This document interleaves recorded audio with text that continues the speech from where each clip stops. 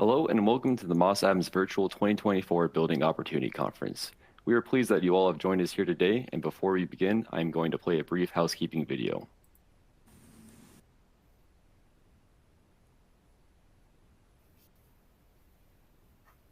Welcome, and thanks for joining. We're pleased to present our continuing professional education webcast series. Before we begin, please keep the following in mind.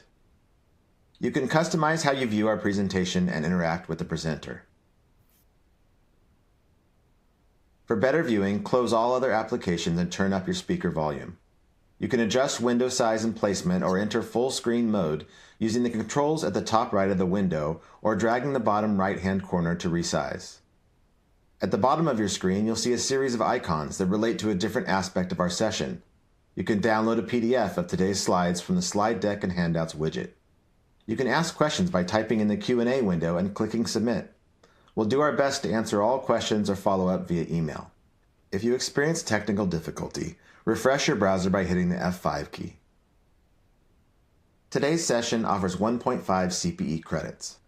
To receive credit, you must meet the National Association of State Boards of Accountancy requirements. You must attend at least 75 minutes of the session and respond to at least 75% of polling questions. To participate in the polls, please check the button next to your answer within the slide window and click Submit. We'll track your progress and alert you when you've earned CPE credit. You can then click the certificate icon in the CPE Progress widget and download your CPE certificate.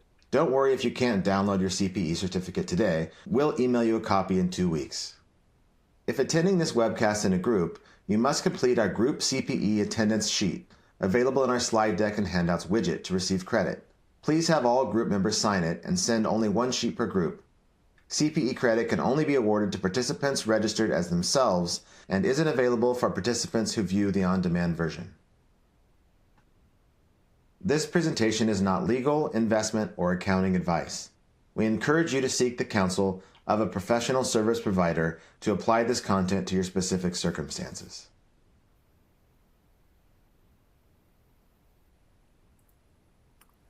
This is the third of 4 sessions in our 2024 Building Opportunity Conference. Today's topic is Construction Legislative and Regulatory Update with AGC America.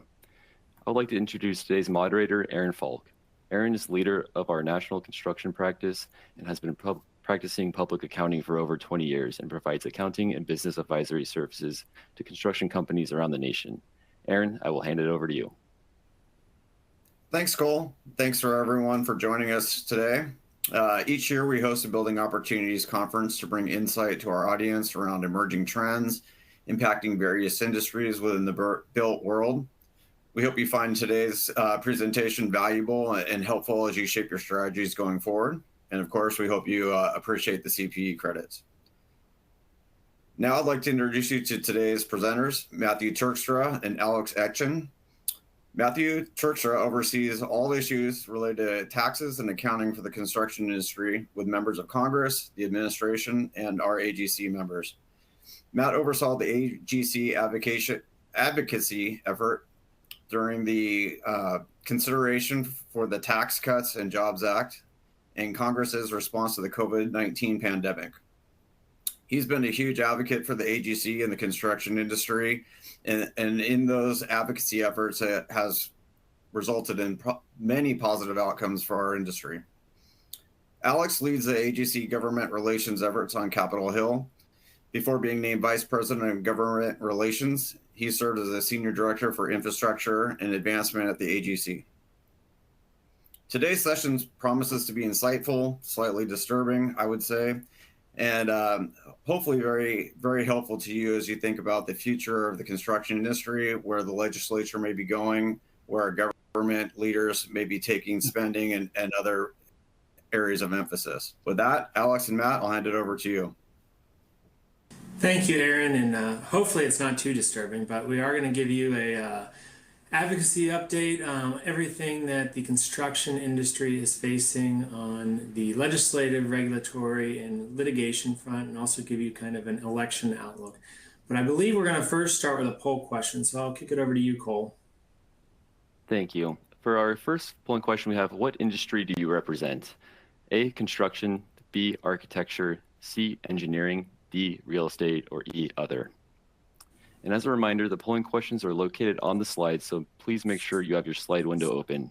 I'll give you a few moments to respond. To respond, please click the button next to the answer you choose and make sure you hit the submit button. As a reminder, for today's webcast, you'll have to answer at least 5 of the 6 polling questions to receive CPE credit. Going to give it 2 more seconds here. Sure. And the polling question is now closed. Back to you. All right, so it looks like a lot of construction and a lot of real estate folks on the line. So just a quick overview, we're going to go through the legislative outlook for the rest of this Congress, what could be ahead in the next Congress and what we're expecting, what we're facing on the regulatory front from federal agencies. Matt's going to give you a tax outlook for 2025 and beyond. We're going to give you a political update on what's at stake in the election and what to keep an eye out on. And, you know, what's it look like in a second Trump term or a Vice President Harris administration, and what it would look like depending on who controlled Congress as well. So to kick it off, we're going to start with the legislative front. Before we dive in, I am going to go through the Infrastructure Investment and Jobs Act, which was the signature infrastructure bill passed by the Biden administration. We're about 4 years, we're entering our 4th year of that bill. And so this chart shows how much money's gone out the door out of the total amount that was provided. I do like to remind folks that just because the money's gone out the door does not mean it is committed to construction or projects have even broken ground. It just really means that these funds have been made available to the state or the local government, and they are starting to commit it to projects. You know, a few things that I will highlight here. You know, we really, the first year of the bill, we were really kneecapped by inflation. You know, really at its worst, we were seeing in construction materials about a 113% increase in diesel. That was, you know, going, if you look at from February 2020 to now, you're in a period of about 113% increase in diesel, 60% increase in steel mill products, 44% in gypsum, which is of course used in drywall, and about a 31% increase in cement. You know, looking at the National Highway Construction Cost Index, which is put out by the Federal Highway Administration, saw that they saw about a 50% increase in the cost of building roads. The CPI was showing at about 19% at its worst, and on construction materials about 37%. So really, we saw a lot of these increases that we were excited about, eaten by inflation for these first few years. But key takeaway here is there's still going, it was a 5-year infrastructure bill. We're going to see the benefits and projects underway well beyond that 5 years. These funds have a period of availability of usually about 4 years from the time they receive them. So really could see the benefits of the bill for another 4 or 5 years after the bill expires. Other key piece of legislation we're excited about was the Federal Aviation Authorization, or FAA bill. Was a bipartisan bill, and it was really passed the old-fashioned way. The House passed a bill, the Senate passed a bill. They negotiated the difference between those bills and got it across the finish line. And so really a lot for construction in there. First of all, there's the passenger facility charges that airlines or airports collect from the airlines per passenger. Those fees that are used for airport terminal construction, among other things, those were continued. They were not increased, but there was also dedicated federal funding and increase for runway and taxiway construction. This was mostly through the Airport Improvement Program, which hadn't been increased in about 20 years. Another thing we're excited about is in that AIP program, there was a ban on price adjustment clauses. This was something that agency advocated to have lifted. We had several chapters reporting to us smaller airport jobs where the contractor bid on the project, and they saw the project cost increase by sometimes as high as 30 to 40% by the time it went to go break ground. And basically, they didn't have a way forward on those projects and had to wait and hope that prices came down. So this bill made that change to allow for those important price adjustment clauses going forward. And then finally, it enabled more opportunities to use drones. Specifically, it's going to require the Department of Transportation to issue a rule to allow for the use of drones beyond the visual line of sight. So what's kind of ahead in the final days of this Congress? Probably the biggest thing they have to do is another continuing resolution. You'll probably remember a couple of weeks ago, they punted that government spending bill into December, so until after the election. So they have to come back. They have to figure that out. They're going to need to pass a natural disaster supplemental appropriation, and then the other two big pieces of legislation for construction is, of course, the National Defense Authorization Act, which they are currently negotiating differences between the House and Senate bill, and then also the Water Resource and Development Act. And so this is important for the contractors that do the dredging and port and harbor projects, but it's also important because these projects really facilitate the movement of construction materials through the nation's inland waterways. Looking ahead to the next Congress, there's really three big pieces of legislation that AGC is keeping an eye on and advocating. And the first is the Trump tax cuts, that a lot of those provisions expire at the end of 2025. Matt's going to get into those here in a little bit. We have the Highway and Transit Reauthorization, which was the core engine of the Infrastructure Investment and Jobs Act. That expires in September 2026. So we anticipate Congress will start debating and exploring what policies and changes they want to make in that bill starting in 2025. And then, of course, we'll continue to advocate for investment in workforce development and immigration reform that addresses workforce needs. So on that front, really some big things AGC is advocating for.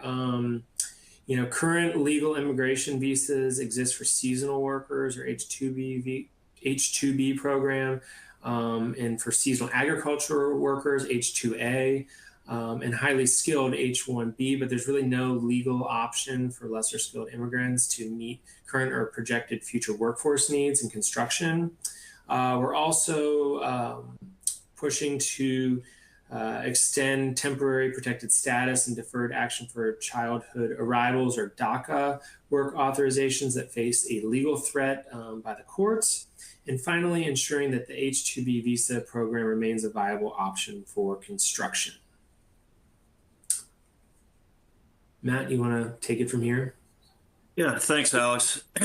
So one of the other big pending issues this year for Congress is H.R. 7024, the Tax Relief for American Families and Workers Act.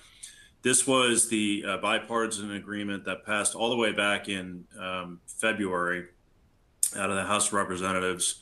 That was negotiated between the chair of the Ways and Means Committee, Jason Smith, and the chair of the Senate Finance Committee, Ron Wyden, that dealt with the R&D amortization mandate that was passed as part of the Tax Cuts and Jobs Act that requires people to amortize their R&D costs over 5 years. I'm sure many people on this call are aware of this issue and have probably had to deal with it, unfortunately.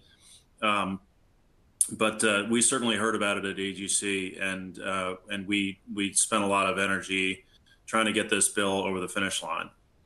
I'll talk about it in a second about sort of what happened in the political dynamic that unfortunately happened in the Senate. But I wanted to emphasize as well, this bill was not just a win for the pushing the R&E expensing all the way through 2025, which would sync everything up with the other expiring provisions. But it also included a couple other things that are worth highlighting. It reinstated 100% bonus depreciation or full expensing also through 2025, again, to synchronize that along with the other expiring provisions. It raised the threshold for issuing 1099s from $600 to $1,000. This was something that Jason Smith had heard about at one of his field hearings and thought it was a good idea, and we agreed. And it also raised the Section 179 or small business expensing thresholds from $1 million to $1.29 million. And this was actually a permanent change and indexed to inflation. And then the final piece was the net interest limitation law that was part of the Tax Cuts and Jobs Act. Was originally based on your EBITDA, and then it transitioned to EBIT. And so there was a coalition in DC called the Save the DA Coalition, and the Save the DA provision was also extended through 2025 as well. And then this was paid for primarily through prematurely ending the employee retention credit as of January 31st, 2024. So they announced it a week before that this was their intention to do it. And then also some new penalties on fraudulent claims. So just, I know some people probably either still have pending ERC claims or have clients with pending ERC claims. And then maybe people have thought about, even though the legislation set the deadline at January 31st, we've obviously moved well past that, about filing other ERC claims now. I will just tell you the number of times that a bipartisan, fully supported $80 billion tax pay for goes unused. It just doesn't happen in the history of Congress. So it is very, very likely that even if that provision doesn't pass this Congress, I would strongly expect it to be resurrected in future years. And I've had some conversations with people that are former senior staff at the Senate Finance Committee and other places, and really the limit for retroactivity on dipping back into 2024 for this provision, they can extend well into 2025 and arguably into 2026 before you come up on the edge of legality. So the retroactivity piece on this is certainly something to keep an eye on going forward. Obviously, this bill did not become law. It ran into a political buzzsaw in the Senate. Senators were really looking for a reason more to get to no than they were looking for a reason to get to yes. And it is still possible that this could be resurrected again in the lame duck in some different form to try to get it passed before the end of the year. But it is going to take, I think, a miracle. For those that are fans of the movie The Princess Bride, the way I've described it in the past is that this isn't dead, but it's mostly dead, and it's going to take a miracle to resurrect it. So going back to the legislative agenda ahead, I know I mentioned Matt's going to talk more about the Tax Cuts and Jobs Act, mentioned workforce development. On the highway and transit reauthorization, I know that's coming up, it's expiring. We've seen that transportation investment continues to be bipartisan. One of the big challenges here is that a mixture of user fees have typically funded the Highway Trust Fund, which funds our transportation infrastructure. Unfortunately, the needs of that Highway Trust Fund, the needs of the transportation system have exceeded what the revenue has brought in because these user fees haven't been increased since 1993. It's resulted in about a $270 billion transfer from the general fund into the Highway Trust Fund over the years. So that's really going to be the steep climb Congress is facing, is how to pay for investment in our infrastructure. Cole, I think we're at another poll question. Great, thank you. For our second question, we have, will Congress pass tax legislation similar to HR 7024 before the end of the year? A, yes, B, no. Then while you answer, just want a quick reminder that you do have the option to submit Q&A questions to the presenters. If you'd like to submit a question, just please go to the Q&A box on your window. And if there's time, we'll try to get to it at the end, or 2 breaks.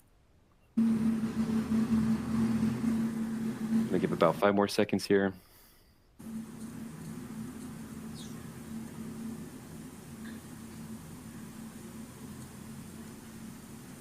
All right, the question is now closed. Back to you. All right, great. Well, it looks like Matt, you scared him into reality here. A lot of pessimists in this group. Okay, so pivoting to the regulatory front. So I wanted to share this graph. This was put together by the Wall Street Journal through data, publicly made available data at the Office of Information and Regulatory Affairs, or OIRA. And really what it shows is, as of late May, the Biden administration had issued 273 economically significant rules. And so if you're looking, it's that first highest black line on the graph. And that is more than the past 6 administrations have done in a total of 4 years.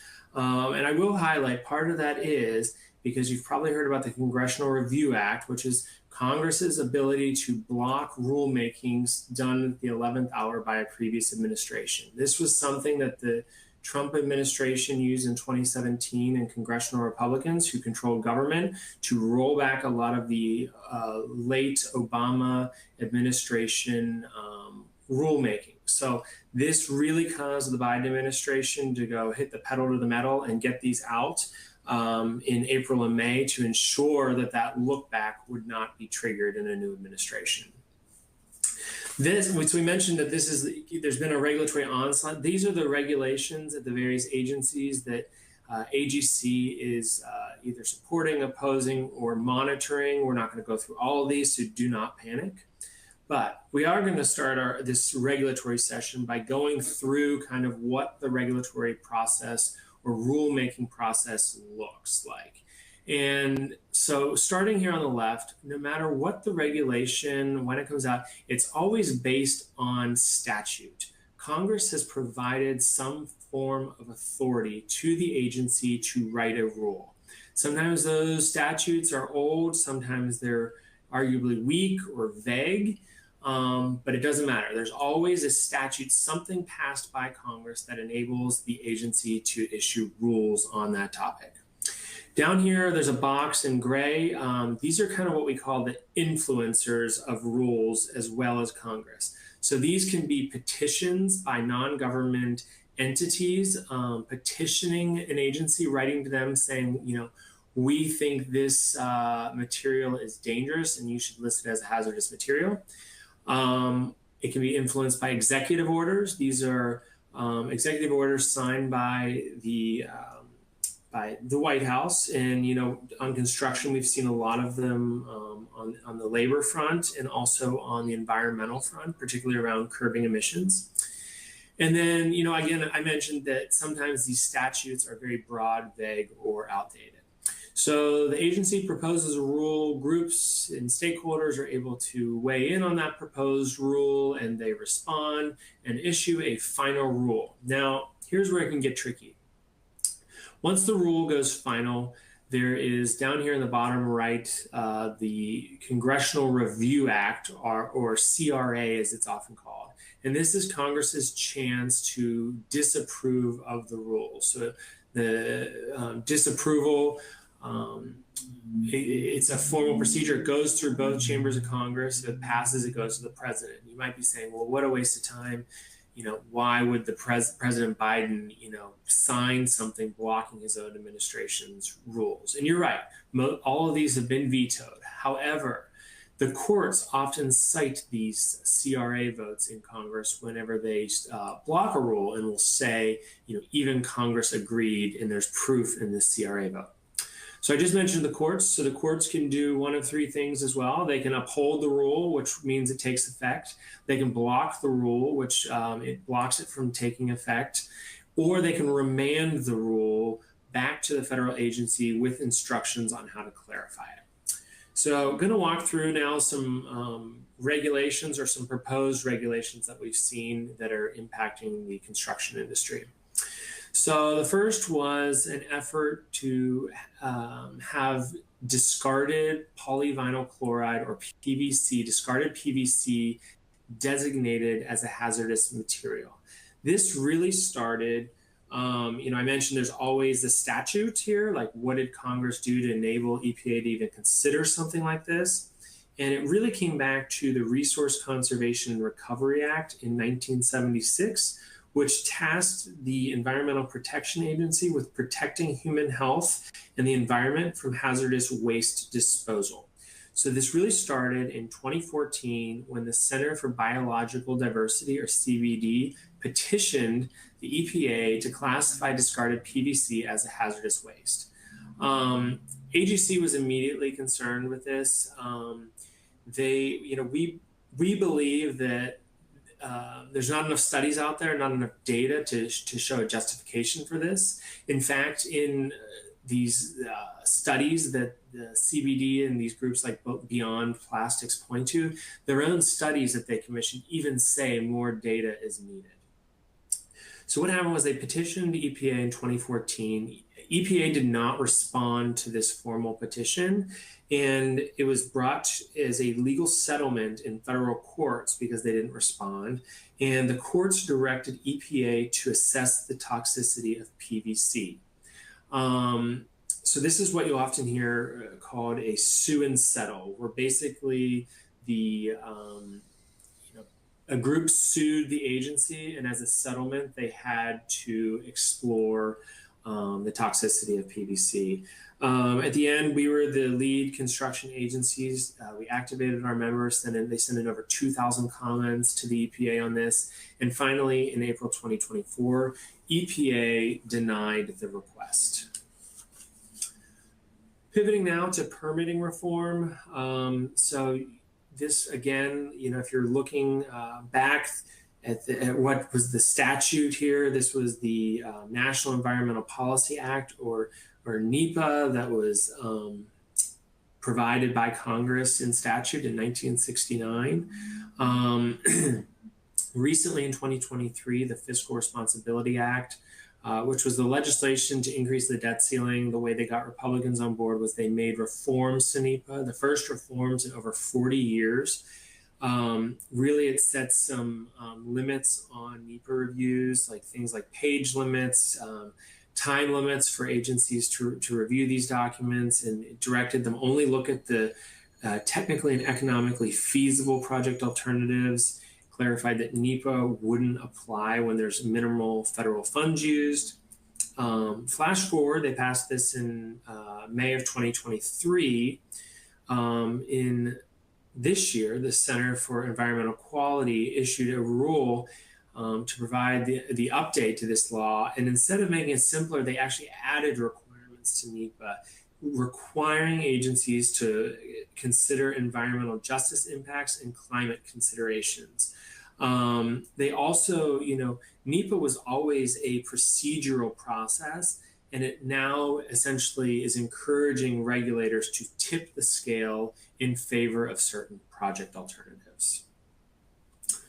Next up, PFAS. So, and I should have mentioned actually on this, AGC is involved in litigation on that CEQ rule. Pivoting to PFAS, these are the forever chemicals I'm sure you've heard about on the news. So basically, EPA announced that it was declaring PFAS as a hazardous material under the Superfund law. So what does that mean? It means for contractors that they face strict and retroactive liability, meaning that 25 years ago, a contractor could have removed PFAS contaminated materials from a project like an airport project and disposed of it at a landfill. Again, they didn't even know what PFAS was at the time, and this happened 25 years ago. They could still be held liable for the cleanup of that landfill if it's designated by EPA as enforced to be cleaned. We have concerns at AGC. This is going to really dramatically increase the cost of transport materials, PFAS contaminated materials, and also the disposal of PFAS contaminated materials. Because part of this is now that PFAS is designated as a hazardous material, it's going to mean that not only you have to use somebody with a CDL to haul away the materials, but they also are going to have a certification on their CDL for hazmat materials. So overall, just very concerned about the liability that this brings for construction. We're also party to a lawsuit here challenging the EPA, saying they failed to consider the significant financial and legal burdens that this designation creates. And then the last one I'll cover before I turn it over to Matt is on the OSHA proposed heat standard. So essentially, OSHA has proposed a national heat standard that involves two different heat triggers. First, the initial heat trigger of 80 degrees, and then a high heat trigger at 90 degrees. And there's separate requirements after you hit each of those. So after the initial trigger, you're required to have, drinking water, break areas. You have to have a plan for flexible acclimatization for new and returning workers, rest breaks if needed. Above the high heat trigger, you're required to have rest breaks for 15 minutes every 2 hours, lunch breaks included. And you're supposed to be having observation for signs and symptoms of heat stress. And you cannot pass any of these prevention measures on to employees. This proposed rule was published on August 30th of 2024. AGC still has some concerns. We've been working with OSHA on expressing our concerns through meetings, letters. Basically, our concerns still come down to the fact that this proposed standard does not account for regional differences in climate. There are a lot more days that are above 80, 90 degrees in Texas, Florida, and Arizona than there are in Maine. So it doesn't account for the fact that workers might be used to this. It doesn't account for employee behavior and individual health conditions. They might have medical conditions or be on certain medication that makes them more prone to excessive heat. Likewise, they could be dehydrated after a night of drinking and showing up to work the next day where they're come in dehydrated. And then also we're concerned because OSHA really needs to establish clear enforcement guidelines and what they're going to be enforcing on this. So with Matt, do you want to take us into climate? Sure. Thanks, Alex. So a couple of things I just wanted to mention here about the agency's sort of whole of association approach to climate. So we have our board and many of our divisions have really taken it to heart to try and get ahead of the curve here on climate. We recently introduced, AGC recently produced a document called the AGC Decarbonization Playbook, which was developed over many months of consultation with a lot of our firms that are pretty forward thinking about all this. And really what the situation is that increasingly our members are being told that in order to either bid on work or get work with many private owners as well as a lot of public owners, and certainly owners that are located in Europe or other countries abroad, they need to have a robust tracking system in place for both their carbon emissions that they own, as well as the embodied carbon in many of their building materials. And for companies that have pledged to do net zero emissions in the future, they will either need to get those emissions down to zero, including their suppliers and downstream emissions that includes construction, or to basically purchase credits that would offset those emissions. So I would encourage people to take a look at the decarbonization playbook. It's a really thoughtful and well put together document. It's going to be a living document that's going to be continually updated as we get further input from our members. But I also wanted to touch on one regulatory action that was another success for AGC, which was that the SEC had proposed regulations that would have required any publicly traded company to disclose as part of their annual financial reporting in their public disclosures to disclose both scope 1 and scope 2. Scope 1, if you're, people are probably pretty familiar with these terms by now, but scope 1 emissions are emissions that you control. Scope 2 are emissions from the power that you purchase.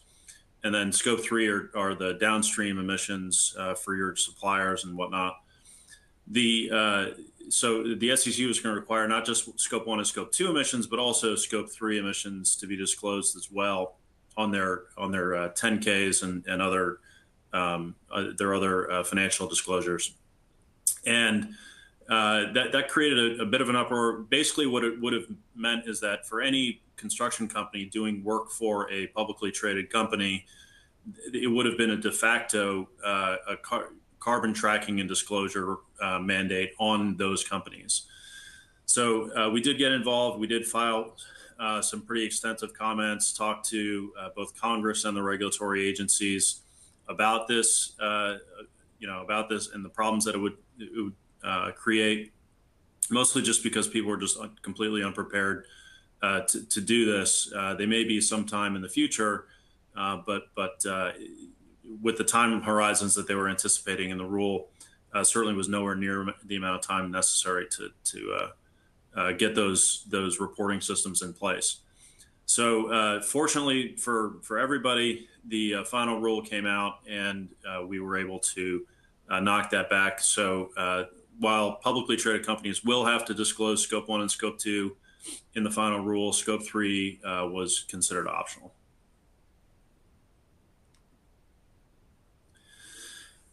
Some other rules that we wanted to highlight here was that have been proposed. One was an independent contractor rule.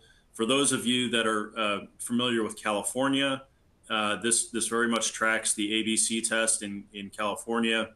It adopts what's called a totality of circumstances analysis with 6 factors, and of course these are non-exhaustive. So even if you meet these 6 criteria, you could still get roped in. I'm not going to dwell on this too long, other than to say that the rules here, and you can see the 6 criteria on the slide, will basically put more people into the employee bucket rather than the independent contractor bucket under the Fair Labor Standards Act. But just to make things even more confusing, the IRS as well, or the IRS has its own definition for independent contractor, which is different from the definition under the Fair Labor Standards Act, as are the responsibilities of the employer under each definition. So keep an eye on that, but just also be aware that agency did file or was part of a coalition that filed a lawsuit back in April on this final rule, and we'll continue to monitor that going forward. Another rule that came out related to wages was something called the overtime rule. Back in April, the Department of Labor, and I should say, this was originally proposed to be updated back in the Obama administration. And just to give you a little background on the regulatory history here, the Obama administration had proposed. So the overtime rule is the salary threshold above which, if you're below that salary threshold, you need to be paid overtime. If you're above it, then you're exempt. So it's basically an exemption level from overtime. The Obama administration had proposed to raise that from what the level was set at the beginning of the Bush administration to something much higher. That was litigated in the courts for a while. There was a ruling in the courts sometime around 2016 that ruled in favor of the people that had sued and against the regulatory agency. And when the Trump administration came in, they just chose not to appeal it. So it was basically settled at that point. The Biden administration had come in and said that they wanted to raise it to $43,888 in 2024, and then raise it again to $58,656 in 2025, and then to adopt a mechanism where it would auto update every every 3 years. This is going to be subject to litigation as well. It's an open question as to whether or not the Department of Labor has the authority to set these levels this high, and also whether or not they have the authority to have it auto adjust each year. And this will continue to be litigated again, and we'll see what happens there. This next slide is about non-compete clauses. The FTC did vote to completely ban non-compete clauses nationwide. This was something that they did back in April of this year. I'm not going to dwell too much on this slide because a district court, as you can see here in the last bullet point, recently ruled that the entire rule was unconstitutional and issued a nationwide injunction against it. So it's currently not in effect. It was supposed to go into effect a couple of months ago, but it's not in effect currently. The only other thing to note on this, though, is that the ban on non-compete clauses it doesn't fall along the traditional, partisan lines. There are some what you would consider red states and blue states that do have bans on non-compete clauses currently. So as you can see here, it's California, Minnesota, North Dakota, and Oklahoma are currently the 4 states that do ban them outright. So it is possible that this could be resurrected with maybe more legislation passed in the future to give these agencies some more power to enforce this type of a ban on non-competes. The final rule that I wanted to mention here was the Corporate Transparency Act. And this was a rule that was passed in the final days of the Trump administration in 2020. It went live. So, and then there was rulemaking for the next 3 years or so. For those that are unfamiliar with this law, although I suspect most of the people on this call will be at least somewhat familiar with it, it's a mandate that any legal entity with less than 20 employees and the keyword there being and $5 million in revenue needs to report to the Financial Crimes Enforcement Network, or FinCEN, the so-called beneficial owners of that legal entity. And when you submit that information to FinCEN, you also need to disclose a copy of your driver's license, work address, and the like. If you don't file it, there are both civil and criminal penalties associated with noncompliance. So, and just to really drive home the point here, the 20 employees and 5 million in revenue could mean that if, for example, you had 15 employees and 10 million in revenue, you would still have to file. And then on the flip side, if you had 25 employees but only 3 million in revenue, you would still have to file as well. So you have to meet both of those thresholds in order to be exempt.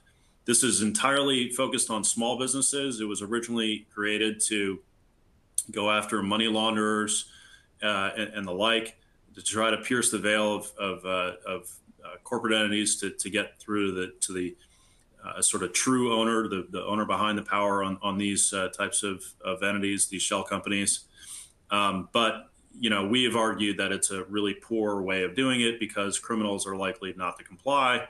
And then you just end up having a paperwork mandate for otherwise law-abiding business owners. This is currently also being litigated. It went the National Small Business Association, or NSBA, sued FinCEN earlier this year. It was also the subject of a favorable ruling from a district court in Alabama. However, unlike in the FTC lawsuit that I mentioned earlier on the non-compete clauses, the judge there only ruled narrowly for the plaintiffs.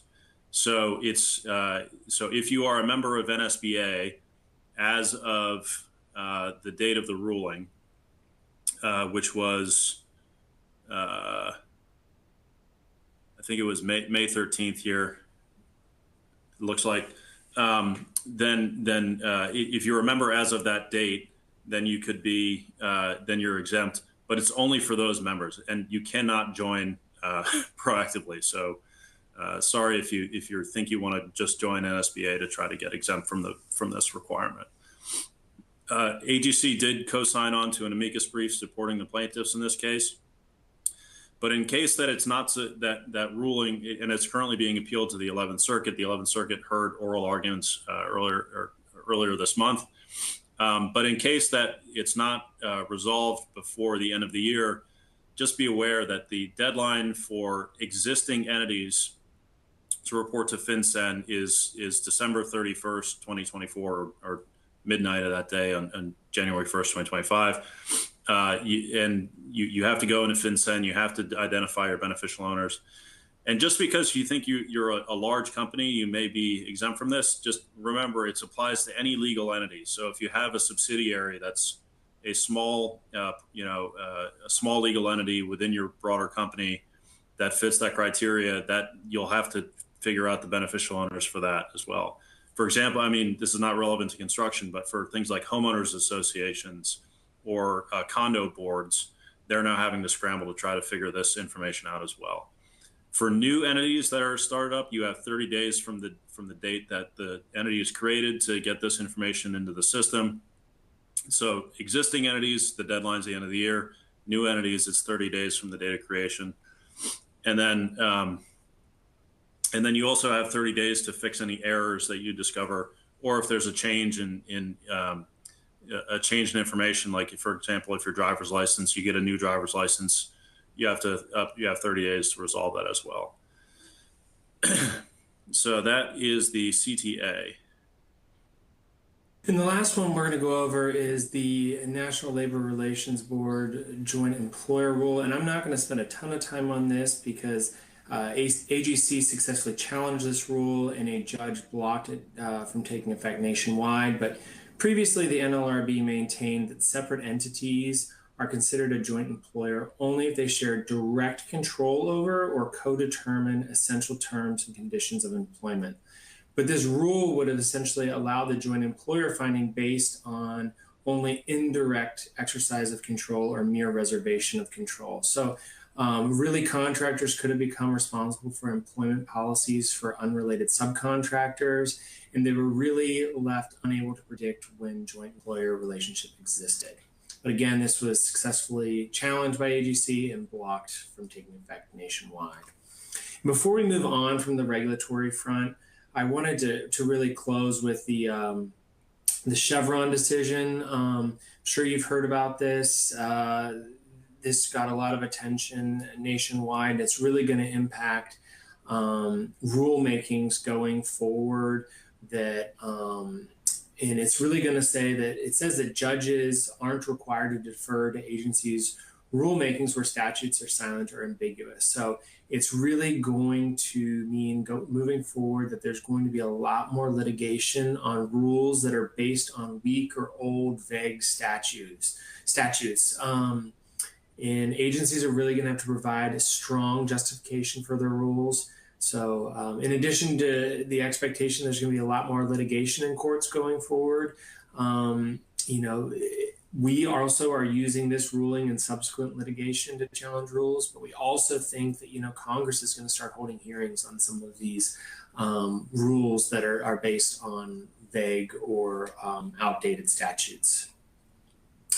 We went through a lot of AGC litigation on various regulatory matters. They're all funded by our Construction Advocacy Fund. If you scan this QR code, you can go to that website and read more about all the cases that the fund is involved in. You're also able to make a donation on that page as well. And so with that, Cole, I think we have another question. Thanks, Alex. For our third question, we have, how concerned are you or your company or your clients are about PFAS liability? A, very concerned, B, somewhat concerned, C, a little concerned, or D, not concerned.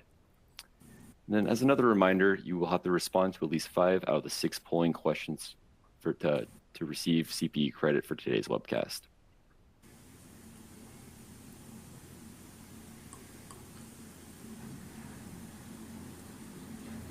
Give it 5 more seconds here.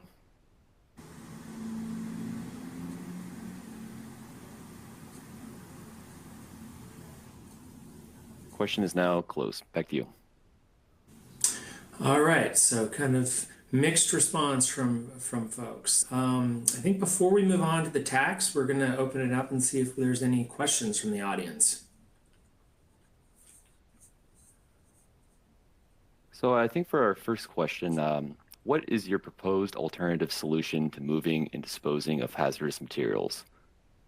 Sounds like Yes. you weren't, oh, sorry. Okay, no, I think what you're getting at is, yeah, first off, we're very aware contractors are very used to handling hazardous materials. In this case, what we're actually concerned about was the EPA. They've never taken this direct to Superfund approach with any other chemical. So that's our concern, is that they didn't take into account the financial and legal liabilities. And also, as a result, by being Superfund designated, it means that the government and private entities can sue and hold parties like construction companies responsible for the cleanup of PFAS. And then finally, why we're concerned is PFAS is so prevalent.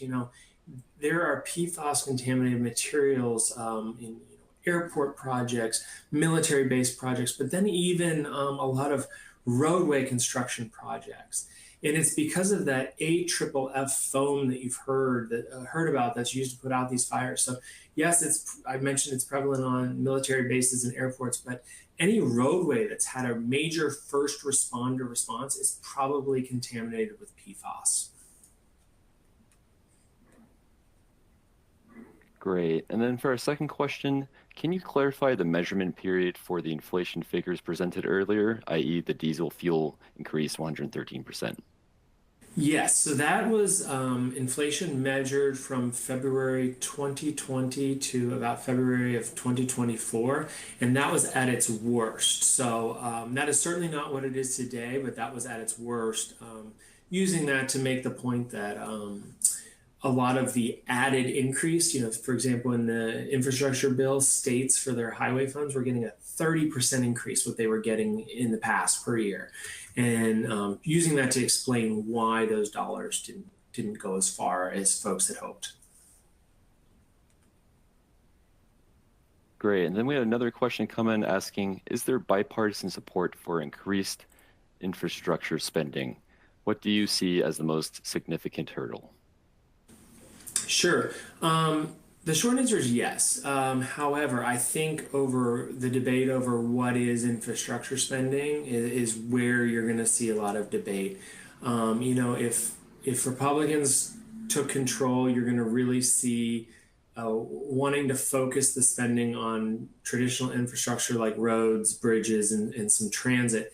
If Democrats are in control, they're going to want to see a continued investment in combating climate change, investment to incentivize the transition to electric vehicles, electric vehicle charging stations, essentially more climate-friendly infrastructure.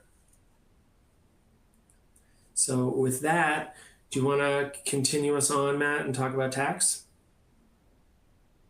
Sounds good.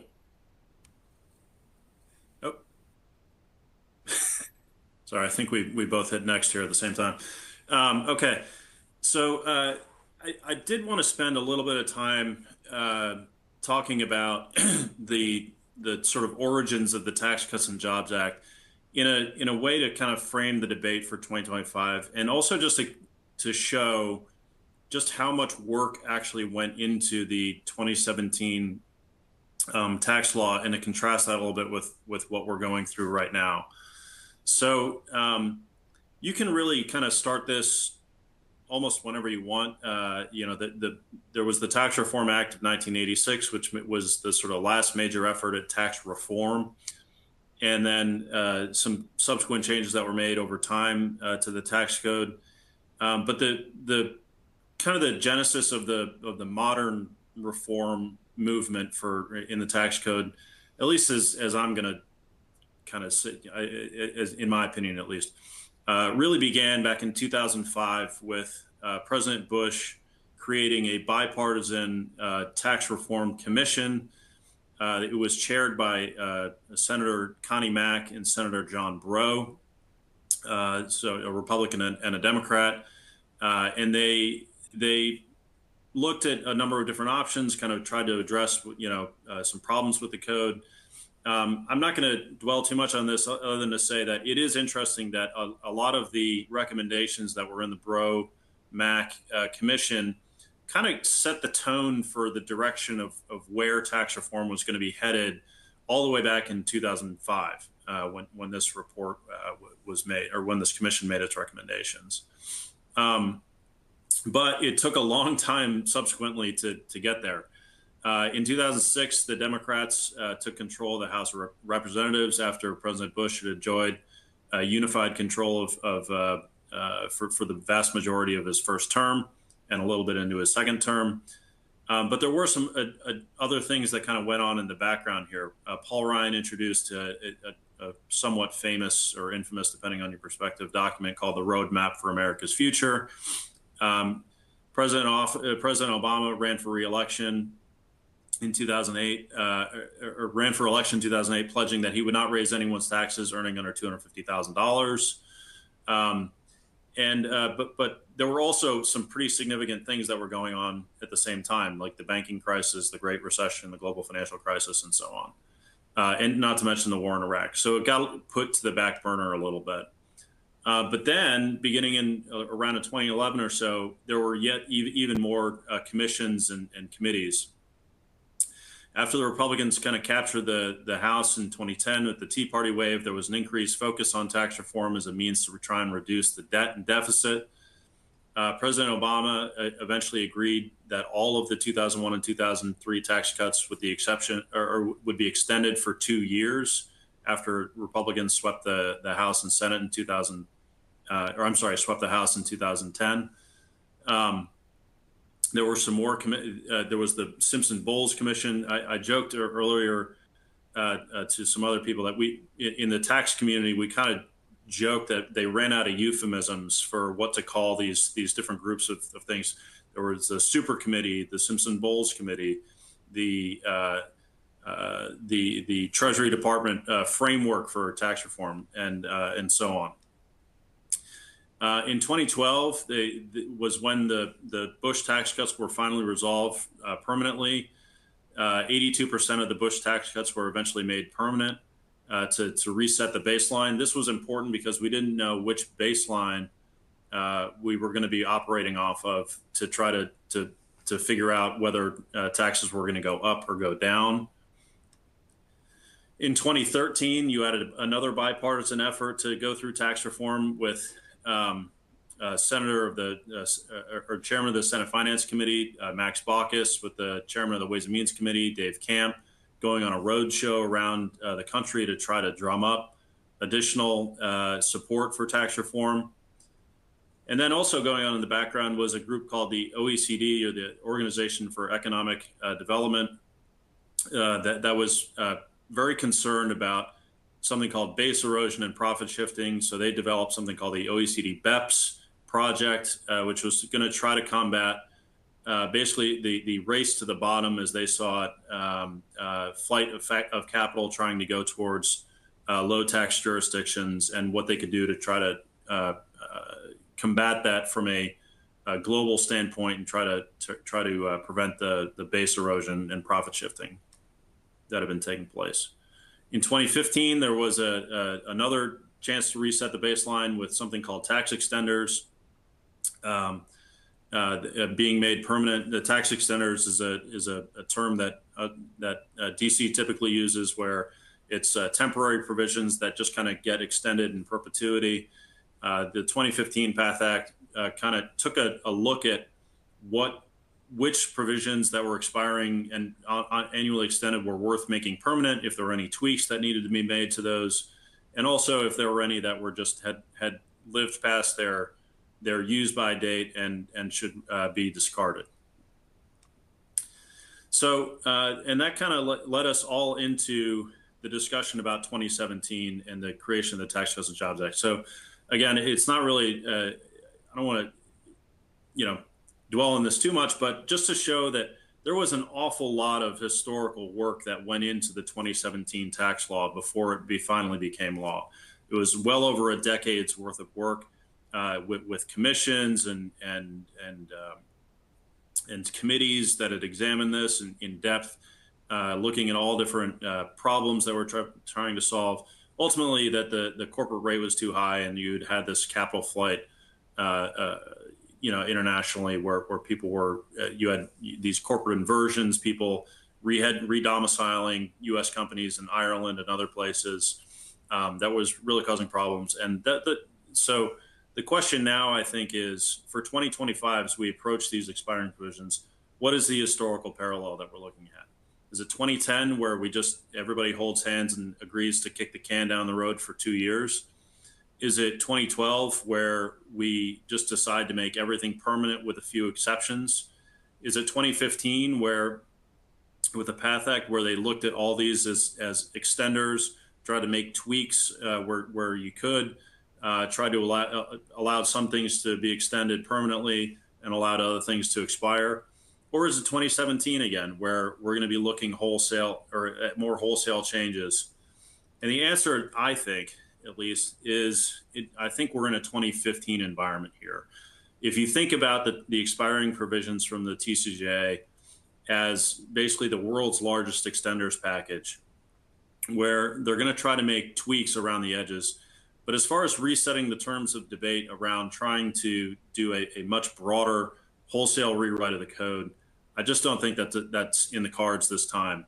So this is going to try to reset the baseline for the amount of revenue the government's going to raise over the next 10, 20 years, as well as see if there were problems with some of the 2017 changes that should need to be tweaked, and trying to figure out what's going to extend it and be made permanent, and which ones should not be made permanent. So Jason Smith is the current chair of the House Ways and Means Committee. And earlier this year, he announced the creation of these Republican tax teams. I should emphasize this is a Republican-only exercise, which is different in previous efforts, which had been bipartisan in nature. 0 Democrats supported the 2017 tax law, so Republicans have really taken the initiative here to try to own this and set the terms of the debate for these extensions, and they're really doing it on their own. So these were the different tax teams. They've been doing a ton of district roundtables across the country. AGC has participated in probably about 10 of them by now, where we've provided real-time feedback to like, for example, the American Workforce tax team, the Main Street tax team, the Community Development and Rural America tax team, and so on. But something that the chairman likes to emphasize, too, is that only 5 out of the 25 current members of the Republicans on the Ways and Means Committee were actually on committee in 2017. You can expand that number by 1 to show the number of members of Congress that are currently sitting on the committee that were in Congress in 2017. So there's 5 members of the committee who were on committee in 2017, and only 6 that were even in Congress at all. So there is a ton. This is as much a member education exercise as it is anything else. There were a wave of retirements after that law passed, and we're still trying to remind people of why some of these things were done in the first place. And then if you expand that beyond the Ways and Means Committee into the broader Congress, obviously we don't know the outcome of the election next year, but at the very least, at a baseline, 48% of Congress will be new in 2026 than it was in 2017. So there's been a 48% turnover, and that number could indeed be higher depending on how the election shakes out. So moving forward here with this chart, which is that, shows which provisions have either already expired or will expire in 2025. As I mentioned earlier, the HR 7024 tried to those two provisions, the interest deduction and the R&E provision and the 100% expensing provision, to try to move that up to 2025 so that you would have a nice orange line here. I should note that these are Mets colors. So with apologies to any Californians on the call, I had to get a little plug in here for my Mets. So that's what's going on there. And so I guess with that, we're on to our next question here. Great, thanks. For our fourth question, we have, will Congress extend the expiring tax provisions from the Tax Cuts and Jobs Act? A, permanently extend everything. B, extend some and allow others to expire. C, extend everything below $400,000 and let everything else expire. Or D, allow everything to expire. Give it about 10 seconds for you all to get your answers in.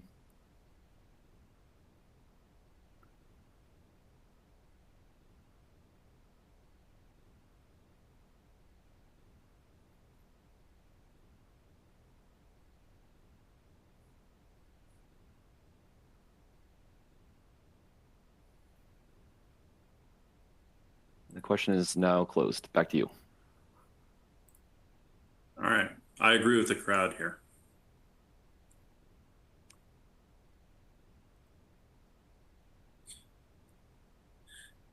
So moving along, sort of what could shake out with this when it comes to differences between C corps and pass-throughs.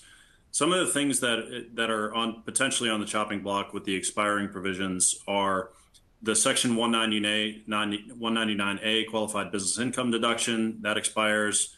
The top rates return to, or the rates all go up, but the top rate especially goes back to 39.6%. The P's limit on itemized deductions returns, and the SALT cap also expires as well. So we engaged with Ernst & Young through some of our coalition partners about, what would the post-26 environment look like when you're trying to select a different entity, either a C corporation or a pass-through. And the results from that study the key findings from that study are in this chart here. One of the interesting things that EY found was that the C corporation effective tax rate is very different based on how many exempt shareholders the C corporation has. So one of the trends in C corporation ownership over time is that more and more shareholders for C corporation stock are held in either tax deferred or tax exempt accounts, things like IRAs, 401ks, or if they're held in university endowments or pension funds, or by foreign shareholders, which are typically exempt or subject to tax treaties. So the more exempt shareholders you have, a lot of people say, okay, well, C corporations, you have the second layer of tax. Well, increasingly, that second layer of tax is not relevant to an increasingly large percentage of corporate sharetholders. So there have been different estimates as to how many are exempt among C corporation ownership. Some people have put that at 75%. Some have put it at 38%. But we also did an analysis here with the EY stuff. If all of your shareholders were non-exempt and fully taxable, and that really, so you could look at an environment where if you have a fully taxable shareholders, you would have an effective rate post 25 of 31.6% compared to a 41.2% rate for large S corporations, or 32.9%. But when you go down to look at if you have 75% exempt shareholders, your effective rate for C corporations would be 24.7% versus 41.2% for a large S corporation. That's a huge disparity, and could really drive a shift in entity entity formation, entity types, and it's going to be increasingly a big challenge.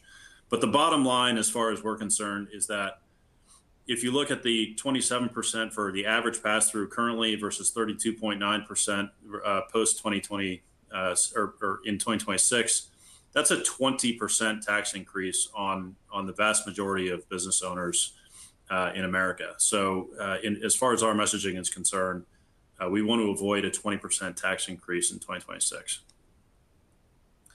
And EY further looked at the job impacts of that, and they said it would result in 900,000 jobs being lost, and it directly supports an additional 2.5 million service jobs as well. Something else I wanted to mention too is just the elephant in the room and the thing that's going on in the background here. And that's is that the long-term debt and deficit in the country is really becoming a big problem, and one that people are becoming increasingly aware of.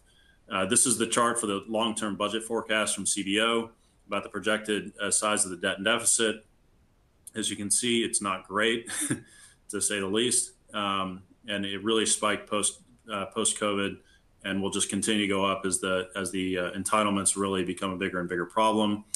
This is also going on in the context of the Social Security Trust Fund, projected to expire in to be exhausted in 2033. When that happens, all current and future Social Security beneficiaries would see a 17% immediate cut in their benefits. I can tell you how likely that is to happen. It won't happen.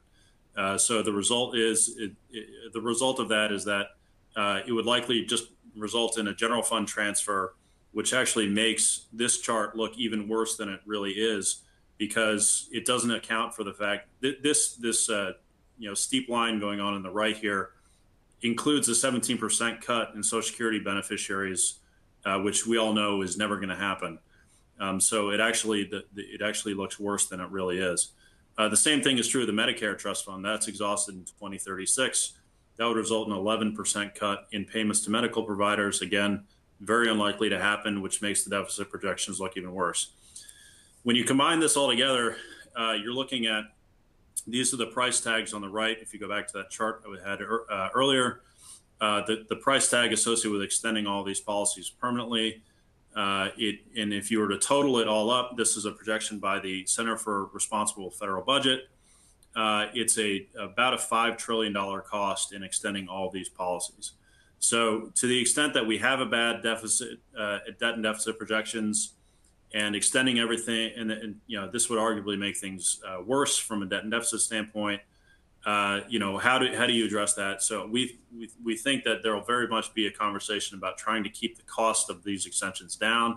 That could result in some tweaks to, for example, raising the corporate rate a point or two. Could result in some of the other tax treatment being slightly less favorable, some other rates going up here and there. We don't know exactly how that's going to shake out, but this is going to be going on in the background. And I'm sorry, I just skipped forward to the next question here. So Cole, over to you. Appreciate it. For the fifth question we have, how likely is it that Congress takes meaningful steps to address the long-term debt/deficit within the next 2 years? A, definitely. E, very likely. C, somewhat likely. D, not likely. Or E, no chance.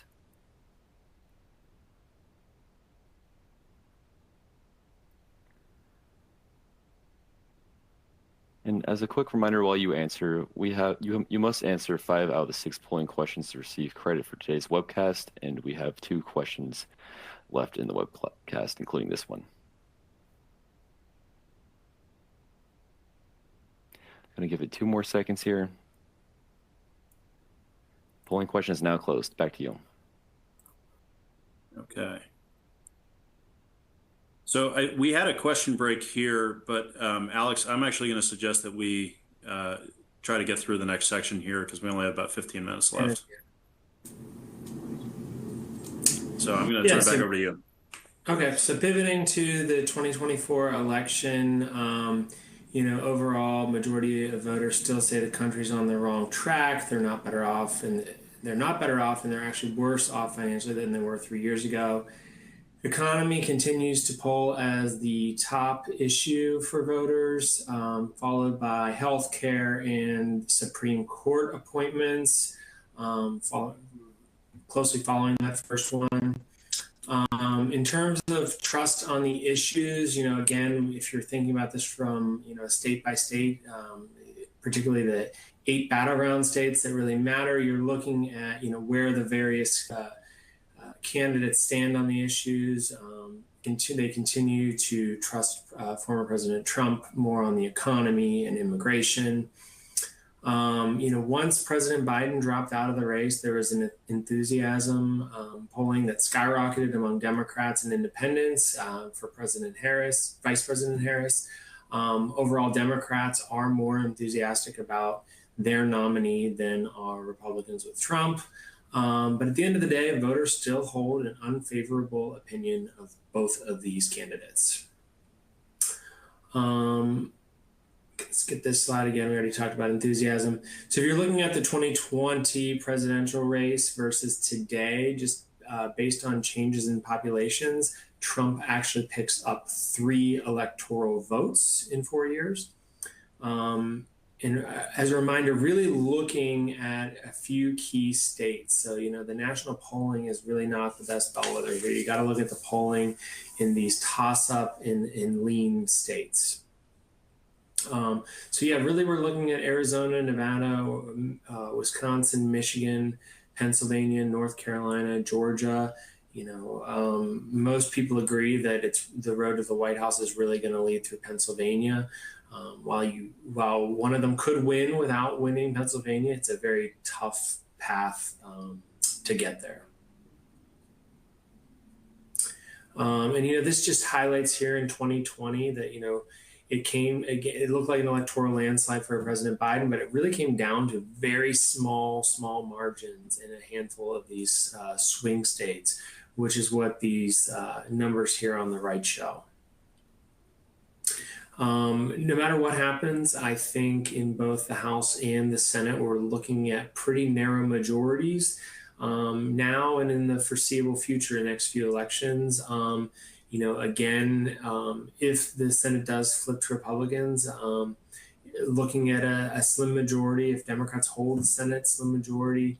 And then the House, most people are projecting that, whoever wins the White House will win the House. But again, because of redistricting in the House in these states, there's fewer and fewer swing districts. So really the map of competitive House districts has gotten smaller in the last few decades. And then if you're looking at the Senate election races, a few things to note here.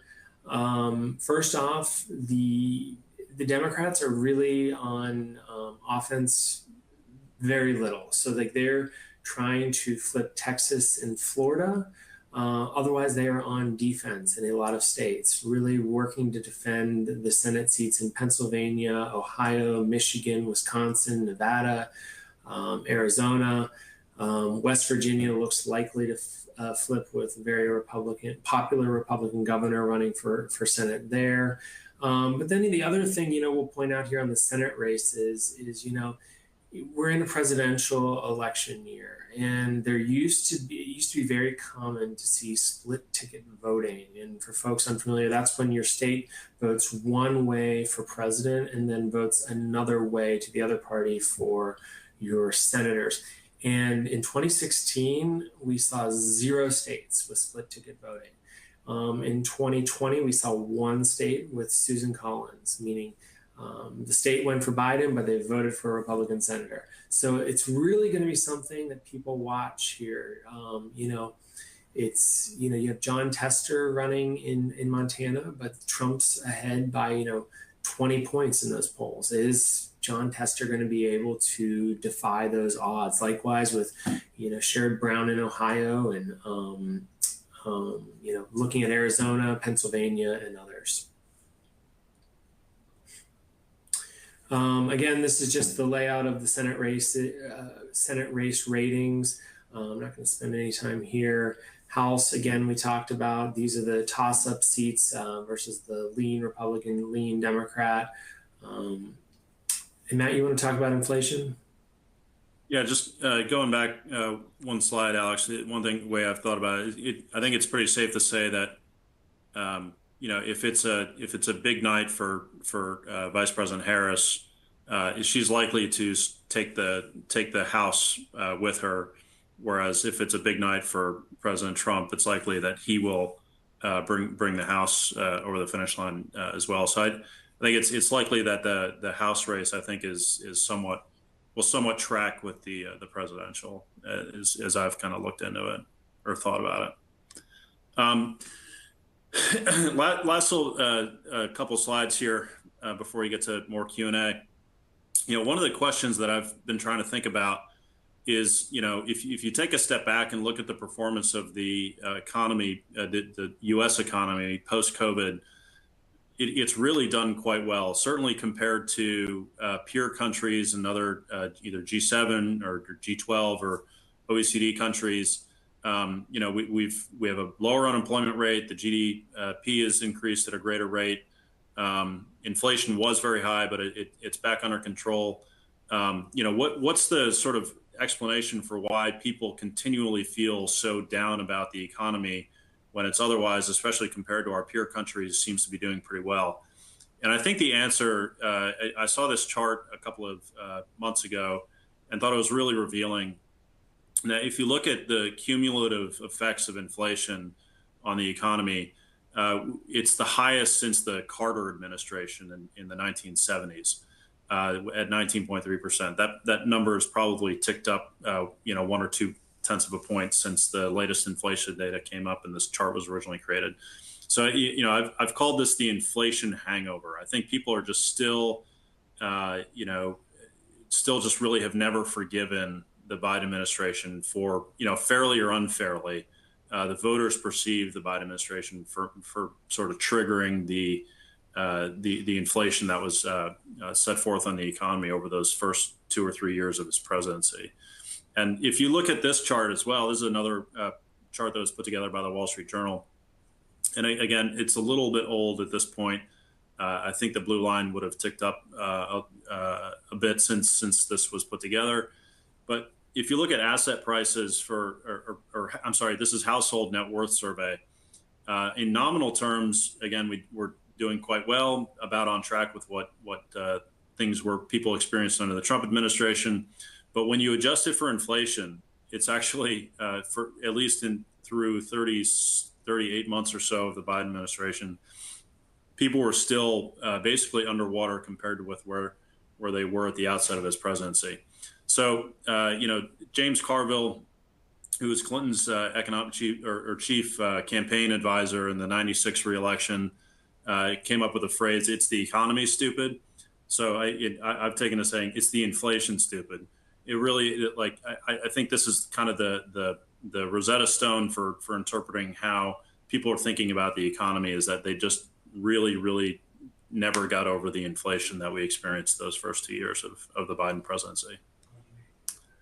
And with that, we can spend a real brief time here, maybe 2 or 3 minutes, Alex, talking about the potential outcomes and implications of the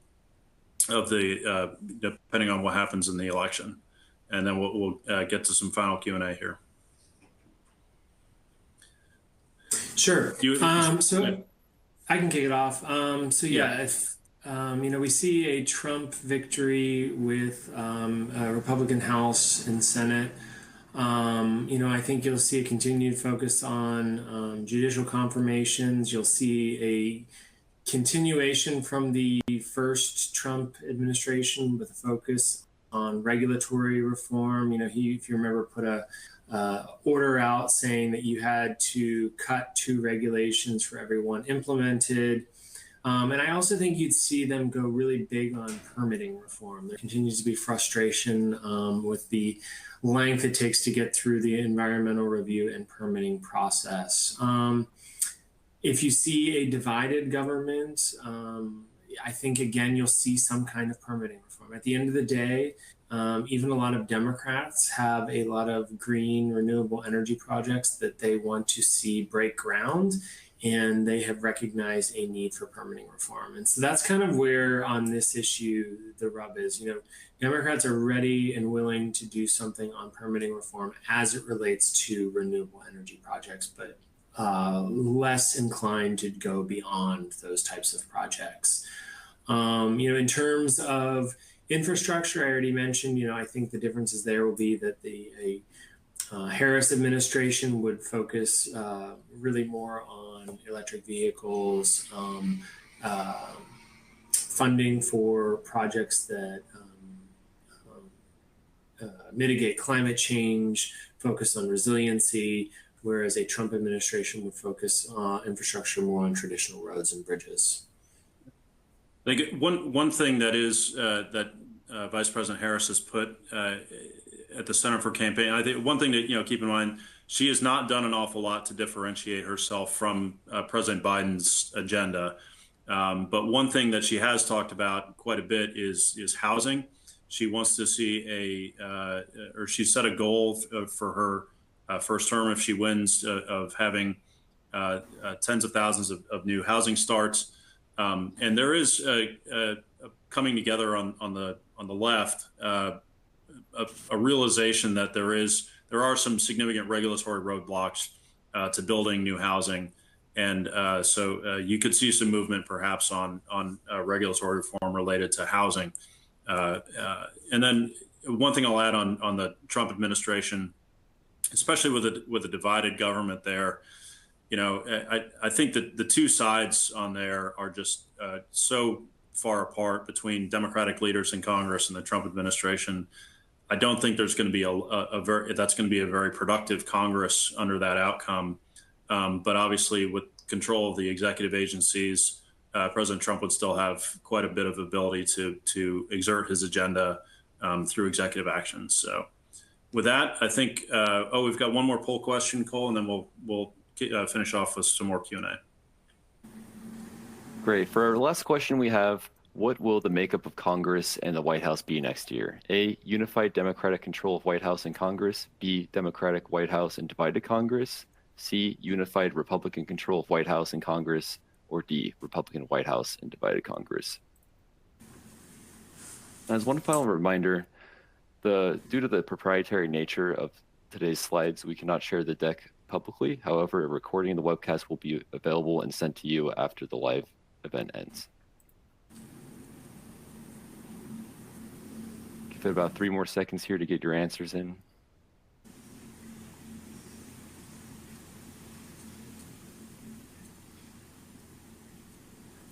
The question is now closed. Back to you. Very interesting. All right, Cole, do you want to take a couple more questions? I think that's the last slide that we have here. So happy to take some more questions here with the time we have remaining. Yeah, definitely. I think for our first question we have, are you seeing construction companies being aggressive in generating the R&D tax credit? Yeah, so one thing I want to make sure we're delineating here between the R&D credit versus R&D amortization. The two are actually defined under different sections of the tax code. We have seen increasing, but they're obviously very related. From what I've heard from our members, construction has increasingly looked to try to take advantage of R&D, the R&D credit, and that obviously has some implications on their expensing under Section 174.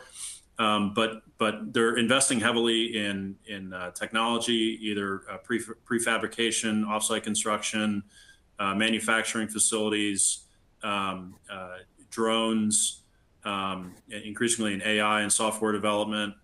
Those are all things that could potentially be implicated under Section 174 R&D. So we have heard that it is affecting a lot of construction companies, and they're now having to wrangle with this new amortization rules, unfortunately. Great. And then for our second question we have, what do you make of some unions not supporting either candidate? I guess I'll jump in first there. I think it's interesting. J.D. Vance, in particular, has been very aggressive in trying to court union support. President Trump had the head of the Teamsters speak at the Republican National Convention earlier this year. The firefighters union, which was the first union out of the bat in 2020 to endorse President Biden, or then Senator Biden, or then Vice President Biden. It actually came out as neutral. They haven't made an endorsement, but getting to neutral there is considered a win for Republicans. I just think that if you listen to any kind of long form interview with Senator Vance, he in particular has really kind of laid out the intellectual case for why it's important to have manufacturing and construction capacity within the United States, both from a sort of economic well-being standpoint as well as a national security standpoint as well. And I think with that, it's very unlikely that any union preferences that have been sort of baked in with the Biden administration over the past 4 years would likely go away under a Trump administration because of how aggressively they have courted the unions. Things like in the Inflation Reduction Act, preferences for registered apprenticeships and things like that. So, Alex, not sure if you want to add anything. Yeah, no, I would agree with your comments about Senator Vance, and even say President Trump, going back to 2016, took positions as it related to labor that weren't historically Republican. So, not totally surprising to me. 8 years later, seeing those decisions by leaders.